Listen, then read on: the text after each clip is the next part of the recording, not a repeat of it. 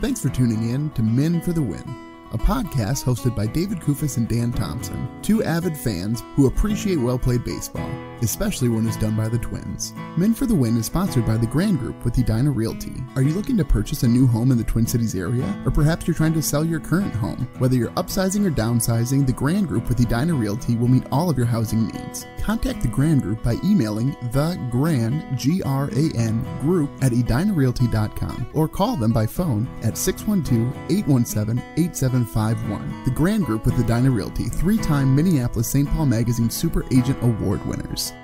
On this episode, David and Dan recap the Twins' 4-game series against the Kansas City Royals. Thanks for listening. Enjoy.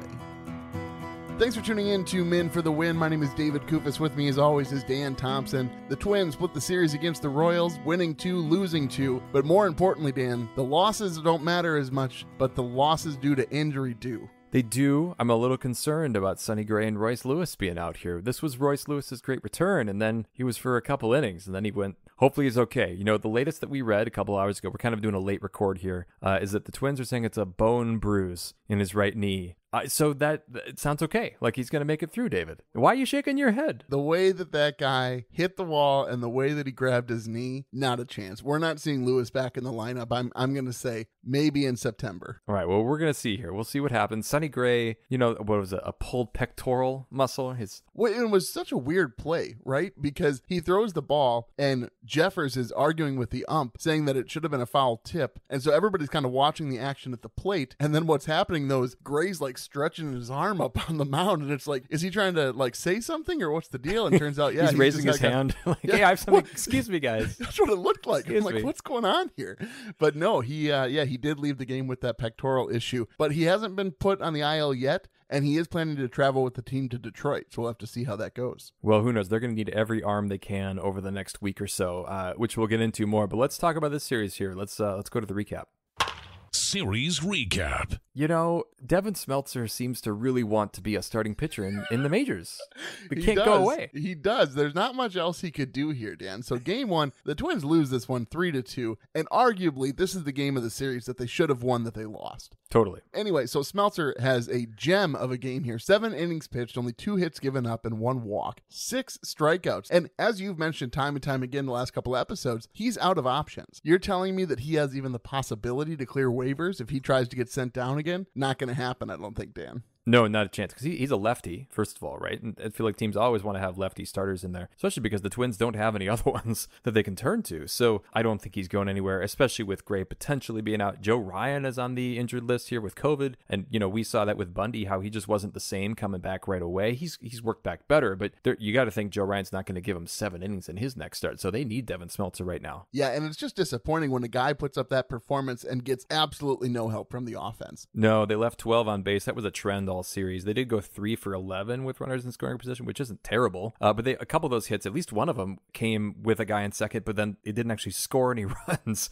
So it was kind of a weird situation this whole series. And they had plenty of hits. I mean, they had 12 hits, only scored 2 runs. What's so funny about this is, so you have your sort of team left on base number, right, that we always reference, but each player also has a left on base reference number for that player. So that number is going to be inflated because the same runner can be counted multiple times. But if you add that up in this game, Dan, the Twins players individually, if you add them together, 30 runners left on base. And of course, nothing was worse than the last couple of innings. So then the Twins, so Duffy comes in, he gives up 3 runs in the top of the 8th. So there goes the lead. And then the Twins load the bases in the 8th with nobody out, and they can't even score a single run.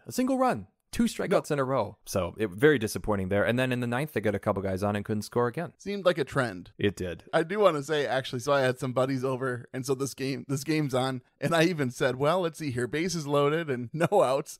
Well, yeah, the Twins won't score any. That's usually how it goes. It should be noted, David, that the Twins, actually, with bases loaded this season, are 10th best in the league with an OPS of, it looks like, 787. So they haven't been as bad as it seems, but that's one of those stats where every time they don't succeed, it really does stand out. Agreed here, Dan. Let's move to game 2. The Twins score 4 in the first, and I'm thinking, gosh dang it, where were those runs the night before? I was still kind of in that hangover from the night before. But then the Royals came back, they tied it up. The Twins do take a lead. A very back and forth, exciting baseball game. Yeah, I don't think it should have been, right? Like the way that this game played out was a little bit frustrating. It kind of felt like the Twins had the game in hand the whole way, but the Royals just kept staying a little bit closer than they probably should have. It is nice to see, though, anytime a team can bounce back from a poor outing the night before, and that's what winning teams do, right? Short memory, they get back on the field, they start being productive again, and that's what they did in this game. It was, and they needed it because Bailey Ober was not great. He only gave him 3 innings, 5 hits, 3 runs, 5 strikeouts. Coulomb couldn't do much better, and then he ended up going on the injured list again after this. So they burned through 8 pitchers in this game. For giving up only 7 runs, that's a lot of pitchers. Anytime that you have to take a breath when you're listing off the pitchers who pitched in a game, it's not a good sign, Dan. Okay, and the other thing about this, so the Royals have a guy named Bobby Witt Jr., who, of course, he's one of the guys, I remember his dad. His dad was a pitcher, I believe, for the Rangers for a while. And gosh, this guy can play baseball.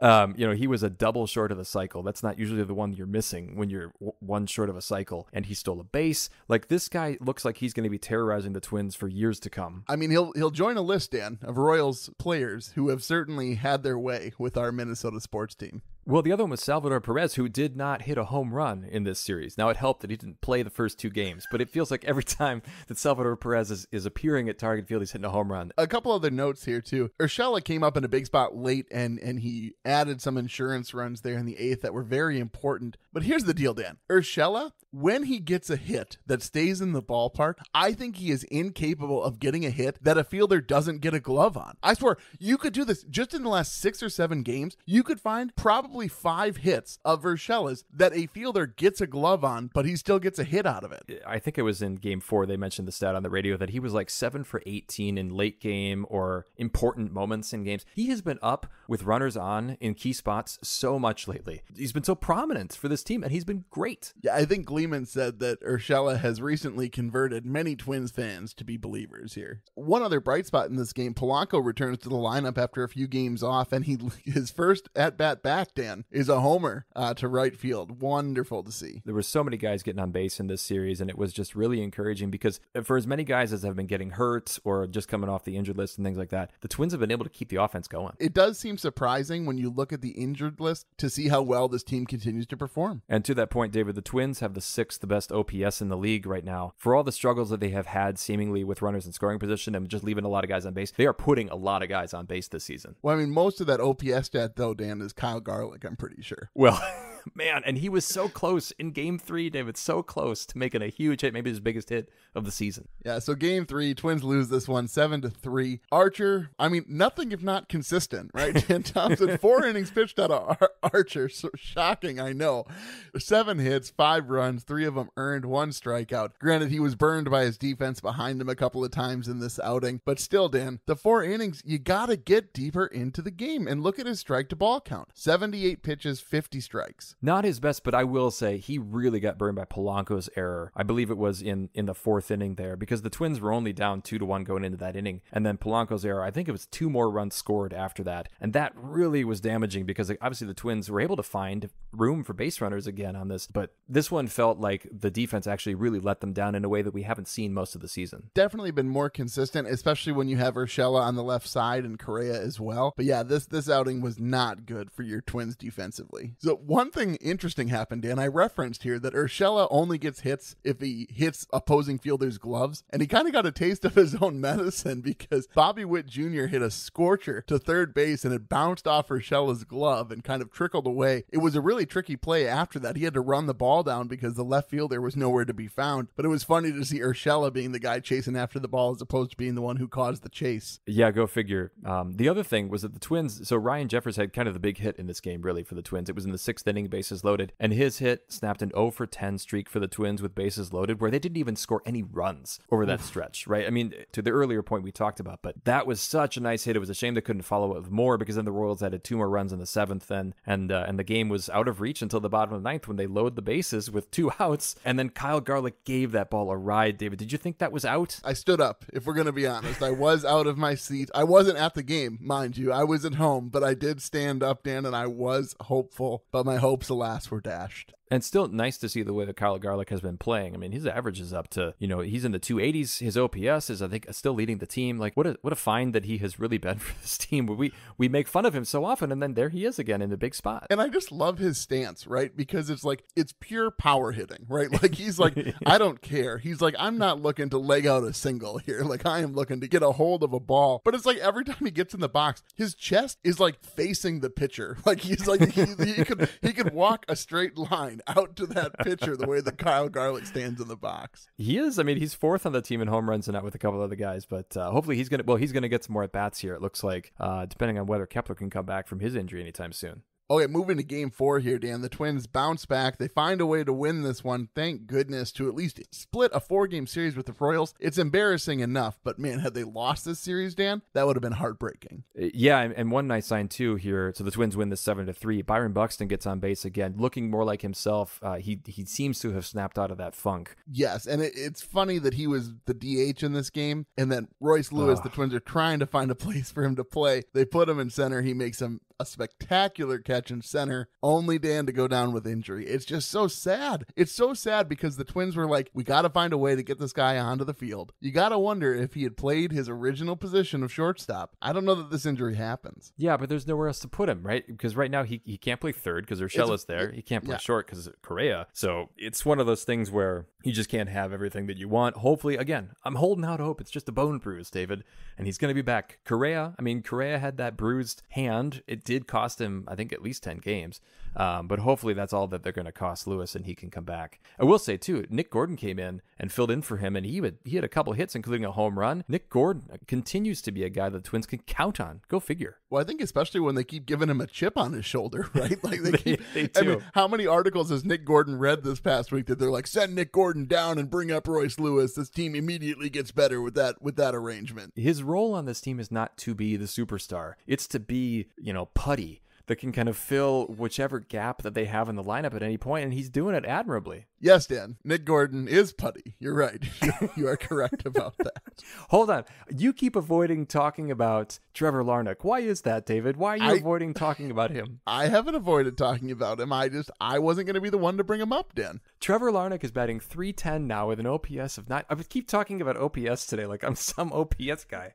I don't know why I keep mentioning it. He had another home run in this game. David, Trevor Larnach has arrived. The only reason I don't talk about Larnach, Dan, is because I'm sure you're going to talk about him enough in our segments. I am. Let's go ahead. Let's go into those segments. Catch 'em all, Kirby Puckett! Puckett's Picks winner. Okay, Dan. Okay. You were on. You mocked me. You mocked my pick. You mocked it, and I'm so glad that I stuck with it here. Trevor Larnach, he wins me Puckett's picks. How about you give the scores, David? You didn't even give me a chance, Dan. You didn't even give me a chance to talk, do scores, do any sort of intro. You were just so excited after. It's been so long since you've had a win. You just had to jump in. You were that excited about it. You go ahead. Are you going to say the scores or not? Or are you just going to dance I don't around? know. I assumed you were going to cut me off and say them for you. I just assumed that you were going to do it. Go ahead. Okay. Thank you for your permission. So the listeners took Arraez, who had 8 points. I took Correa, who Dan had left on the board, and he only scored 4. And Dan, in his infinite wisdom of throwing darts at a board, picked Larnach, who scored 18 points. So Dan gets the victory in Puckett's picks, brings the season standings here. I am still in the lead with 7. Dan has 5, and the listeners have 3. And this particular outing did push Dan's individual points scored higher than mine on the season. You know, David, do you remember when last year I picked Alex Kirilloff and he had a breakout series against the Royals? It was about this time in May, I believe, that he had it. He had a couple home runs. This is it. This is my peak right here, David. It's all downhill, I think, after this Puckett's pick. Beast versus Bench. Is losing fun? Is losing fun? Let me just get it out of the way. Trevor Larnach is going to get the Beast moniker from me. I'm not happy about it. The only reason I'm not happy about it is obviously because he won Dan Puckett's picks. Really hard to go against Larnach, though. He was a big factor in this series. Yeah, I mean, he was on base. It seemed like he was on base all the time in the games that he played. He didn't actually play until late in game 1. But then after that, I mean, he was a force. I'm going to go with Luis Arraez as my Beast because I already let you talk about Larnach. But gosh, has Luis Arraez been playing well. His batting average is up to 363 now, which I believe it's 1 or 2 in the league. He gives so much protection to the other guys at the top of the lineup. Or should we be saying that they're giving him protection now at this point? Because he deserves to be in that discussion for not just maybe team MVP, but I mean, dare we say he's a league MVP kind of guy? I think he still needs to prove that he's going to be able to stay on the field through the rest of the season for that to really even be under consideration, I'd say. He is the kind of player that a team needs to be able to make a run, right? A guy who's consistently able to get on base. He is second in the league now in batting average. He also doesn't strike out a lot. He's only got 13 strikeouts. Well, yeah, he never strikes out. I mean, in the only times that he does strike out, it's because the ump made a bad call, Dan. I will say, in defense of Luis Arraez, if you follow ump scorecards on Twitter, which you absolutely must if you're a baseball person, because greatest Twitter follow ever, I'd say. But anyway, anytime that there's like an impactful pitch, you can see it's almost always to Luis Arraez, and it's a ball that was called a strike. Well, going to bench here, David. So I believe I was called out for only picking relief pitchers for the bench spot. But here's the thing. I don't know who else to give it to in this one. I'm going to give it to Duffy. He blew game one. There's nobody else on this team that really underachieved in the way that Duffy did, giving up the 3 runs in the 8th inning of game one. I want to give it to Kepler, I'd say, but again, he's dealing with an injury, and so he didn't even play in all the games. So it's hard to give it to Kepler knowing that he's struggling a bit with injury, but Duffy does seem like the logical choice. I'm going to give it to Kepler just to have a little parity among us here, but I do think that Duffy in this instance is probably the person who's most deserving. All right, let's go ahead to Rocco's Rewind. Rocco's Rewind. So I'm going to piggyback off Duffy, what we were just talking about. So here's the deal. Smeltzer has pitched 7 innings for the Twins in game one. He's only at 80 pitches. Now, granted, this is the deepest that Smeltzer has made it into a game, so it's understandable, but there's some question marks going into the 8th inning, and it's only a 2-run lead. At the same time, I think you leave a guy in there who looks as good as Smeltzer did. And if you bring in Duffy, that's fine, right? Like, I don't necessarily have a problem with Rocco bringing in Duffy. However, why are you leaving in Duffy? He's at 30 pitches, and guys are just obviously seeing the ball out of his hand. So again, I don't have a problem that you pulled Smeltzer, really. I don't have a problem that you chose to bring in Duffy, but I do have a problem that you're leaving in Duffy when he's clearly getting smoked by the opposition. We have seen a tendency with managers, and I think with Rocco specifically, to just kind of give guys innings and just say, hey, this is your inning, whether it goes well or not. I think that's the situation here with Duffy. He needed Duffy to take care of this inning. I don't think he planned on bringing somebody else in. Well, I don't care what his plans were, Dan. You always, as a manager, need to be thinking about alternative options, especially when the guy's getting rocked. No, I know, but I think the managers are also reluctant to warm up another guy and then not use him in that situation either. So I get it. I totally get your criticism. I think that you're right. I think managers should do that more. I'm just trying to say I think that's why they do what they do. Sometimes I hate your efforts to be reasonable. Well, like, just be mad sometimes. I feel like Oscar and Kevin's relationship in The Office, where I'm just like, why can't you just agree with me sometimes? Why can't you just agree with me sometimes, Dan Thompson? I have agreed with you on the pitching wins thing. I've given that one to you. Can't you just hang your hat on that? Speaking of, I don't know why you even bothered bringing that up, but my goodness, in game 2, where the Twins win this one, and the winning pitcher goes to McGill. Here's the deal. I will actually say he is likely the correct choice in this outing. But again, it was totally by accident that he gets the win. It doesn't matter that he was the most effective pitcher and he got the win this time. It just happened to work this way. As opposed to with my system, Dan, he would have gotten the win and he would have deserved it.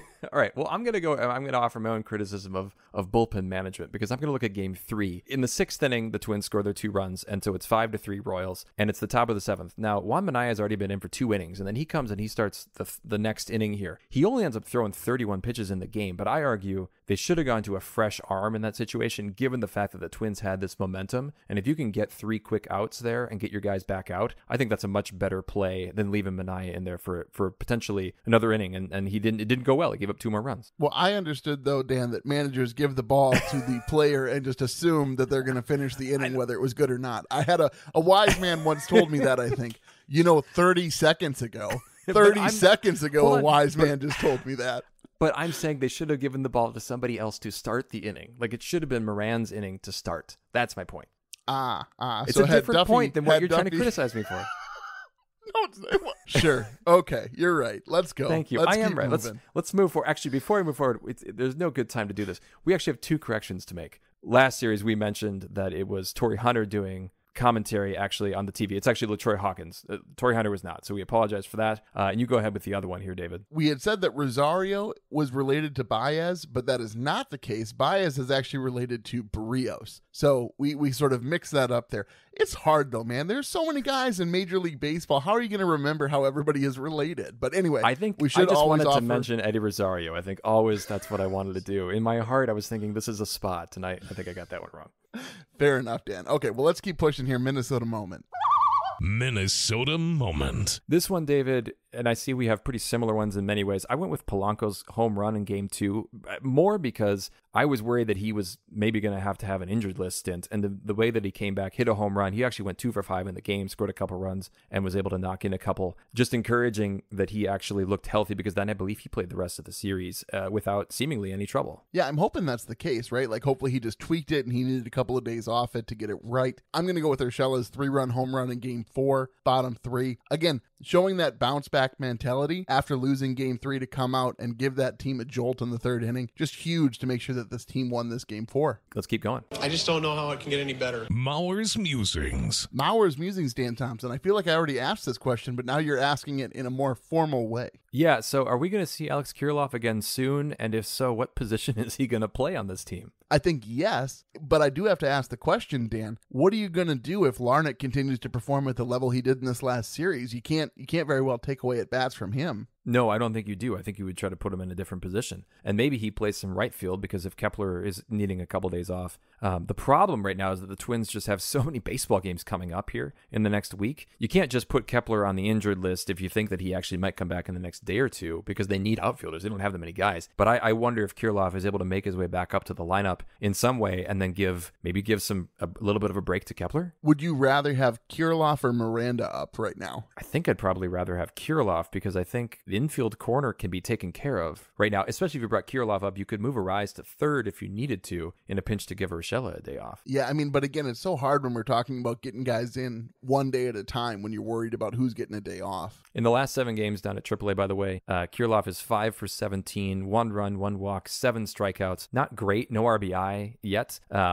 We still don't know. That's the other question, is we just don't know how effective Alex Kirilloff is really going to be with that wrist injury. Now, I still stand by my idea that you talk to Cruz, figure out how to break whatever broke in Cruz's wrist, and then Kirilloff should be good to go. Hopefully they're talking about it. Let's. What about you? What's your musings, sir? Yeah, so we've kind of talked about this a little bit already, but I do want to know, how does Lewis likely moving to the IR really impact the lineup? Because my contention is, it sucks that he's not going to be available, but I don't know that it impacts things that much, Dan. I think it only impacts things in the sense that...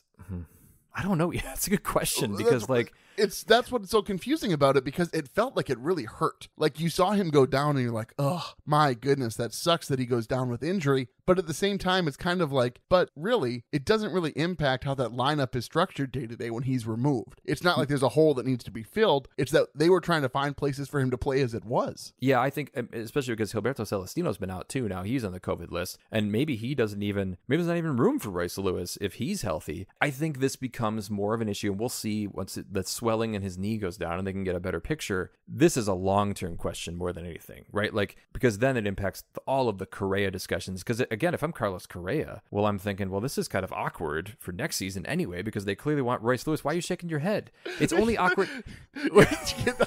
Just in Dan Thompson's mind,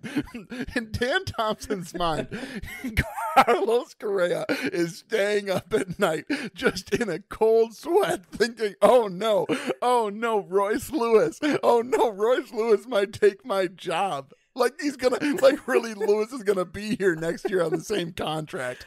What are you talking about, Dan Thompson? My point is more that Carlos Correa might be saying, well, maybe I do want to stay. He doesn't want to stay next year and block Royce Lewis's development. Maybe that's what, it's not part of the plan, right? This casts aspersions on the whole idea now about Carlos Correa. Just that these are even connected in your mind. It's fantasy. I don't even understand what world you're living in, Dan. Carlos Correa is just looking out for Royce Lewis. That's what he's doing. He's really concerned about his friend, about his mentee right here. I'm sure that's what he's concerned about. This is how you build championship culture, David, is by looking to the future, passing the baton. Not even going to touch that one. The idea that Carlos Correa is concerned about his contract structure because of Royce Lewis's position moving forward in the championship culture that Correa is trying to build. Dan thinks that Correa is going to transfer to hitting coach next year just to be part of this championship culture that he's building. It has nothing to do with him wanting to play shortstop and getting paid $300 million. He just wants to be a part of the Twins championship culture, and he thinks the best way to make that happen is to make room for Royce Lewis. I should point out that Aaron Gleeman wrote a great article this week about the Twins hitting coach. I don't think that there's room right now for that either. Oh, one more reason for Correa to be up at night, Dan. You can't even make this a Guardy's gripe because I'm not upset. I'm just dumbfounded by everything you've just said. Oh, okay. Oh, David, I think we got to blew that done. A little out of proportion. That's not where I was going, but oh man. All right, we should go to the series grades. Series grades. Okay. So, series grades, David. I went with a C. I just felt like this was a pretty average performance from this team. I thought that they got outplayed in Game 3, but and the errors cost them there. I thought the Game 1 overall was a very winnable game for them, and their one good inning from their bullpen from pulling that off and feeling, I'd feel a lot better, obviously, about taking 3 or 4, but I also think the Royals are a better team than they look right now in the standings. Yeah, their winning percentage, Dan, is currently .348. But I don't get that, right? Because they got Whit Merrifield, they got Benintendi, who seems to be always doing well. I mean, he's hitting over 300. Bobby Witt Jr. is going to be a great player. Hunter Dozier. They like Melendez. I just think this is a pretty good lineup that is underperforming that I think their winning percentage is going to get considerably better before the end of the season. Well, it almost have to, Dan. Well, that's true. What about you? What's your grade? Yeah, I'm giving it a D+. You can't be splitting series against these low-level teams, especially knowing that you're going to play the heavy hitters in the next couple of weeks. You are. All right. Well, we have something to talk about in Herbie's headline. I don't know, Jack. It looked like Herbeck pulled him off the bag. Herbie's headlines. Dan, you'll have to walk people through this because there's a few different things going on here that it is truly baffling. Okay, so Jock Pederson, who ironically last episode we talked about him as we brought in Barry Bonds because he had talked about him. But this has kind of the Will Smith slap kind of mentality or the slap situation here. Last fantasy football season in the league with Tommy Pham, who now plays for the Cincinnati Reds, who are the worst team in baseball. Apparently there was a dispute in their fantasy football league because Jock Pederson put a player on the IR when he was listed as out, and Tommy Pham took exception to him doing that, and Jock Pederson responded with a screenshot of the league rules that said it was okay, and then apparently Tommy Pham was so mad and was stewing over this for months? That he approached Jock Pederson during batting practice and slapped him in the face and then walked away. What the heck? Now, there's more to it because apparently then also they were in this group text thread somehow, and Jock Pederson made some joke about the Padres, who Tommy Pham played for last year, and the Padres obviously played very poorly in the last season. And there was some gif that Jock Pederson posted that Tommy Pham took offense to, and all of this, I don't think they'd ever met or at least talked in person. This is all online bickering that then comes to a head in person, and these are two adults that one of them slaps the other one over this, David? Physical violence is really never the answer. And it was pretty funny, Jock Pederson's interviews about this. He seems pretty confused about the straight hostility that Tommy had towards him. But I do have to say, Dan, you had mentioned prior to the podcast, you and I being both fantasy football commissioners, I'm sure we have our fair share of stories regarding interesting fantasy conundrums or high stress and high anger and sort of hostility levels that we've seen among people, but I've never seen anybody actually slug a person over it. Well, I think here's the difference, David. I'm maybe making a presumption here, but we're not probably playing in leagues and managing leagues with as much money on the line as these guys are. That's right? True. And I think that money obviously has to factor into this, but this actually doesn't sound that different than some of the disputes you and I have handled as league managers, and then we settle it with some emails and maybe some phone calls, and there's some texting back and forth, and it's all very insignificant, right, in the grand scheme of things. But can you imagine, two guys in your league, slugging it out over fantasy football? I think the thing that's most confusing to me, though, is that what server are you using that would allow cheating to take place? I've used many right. different fantasy platforms. It's there's not unless he's truly hacking the website, Like, if you're allowed to do that transaction via the webpage, pretty sure that's an acceptable move. This doesn't seem right. This doesn't seem like Tommy Pham is a veteran player. He's been around the league for a long time. You would think there's something else that even hasn't been reported that's underneath this, right? That seems the most likely. Certainly. There has to be something more here than fantasy football, and they might be just using that as like a kind of a cover to cover what the real issue is. But it's pretty funny to watch the interview and Jock Pederson have to actually explain what happened in this incredibly ludicrous situation. Like, they just lost a baseball game 5-1. Can you tell me about your fantasy football league, Mr. Pederson? Pham actually got suspended for 3 games, which is just kind of funny, especially if you phrase it this way. Pham suspended 3 games due to fantasy football disputes. Oh, man. Let's go ahead to our next Puckett's Picks. And we'll see you tomorrow night. Puckett's Picks. 5-game series, Dan. First scheduled 5-game series of the year, and the listeners are going to take a rise off the board. I get to go next because, again, Dan, through some sort of, blind squirrel nut situation, he was hitting the ball really hard. The YouTube guys talked about how Trevor Larnach was the best hitter on the Twins team, and they were right. In the end, they were right.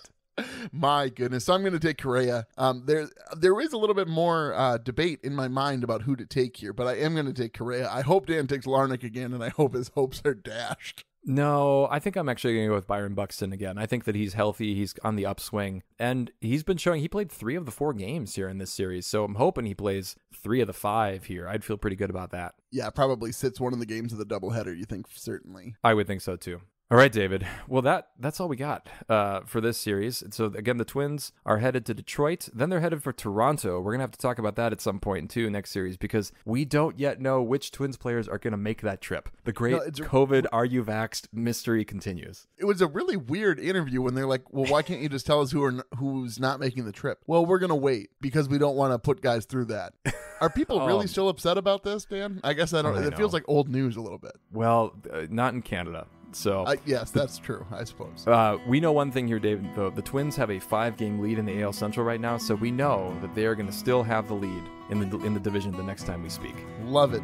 All right, I'll send us out here, sir. Folks, if you like what you hear, please tell a friend. You can follow us on Twitter at Men for the Win. You can find our Men for the Win Facebook page. You can find us on YouTube. Please subscribe to any and all of these places so that you are notified when new episodes are available. If you give us a rating or a like, that'd be great. Thank you for listening. And as always, go Twins. That'll wrap up another episode of Men for the Win, a podcast hosted by David Kufis and Dan Thompson, 2 avid fans who appreciate well-played baseball, especially when it's done by the Twins. Thanks so much for listening, and as always, go Twins.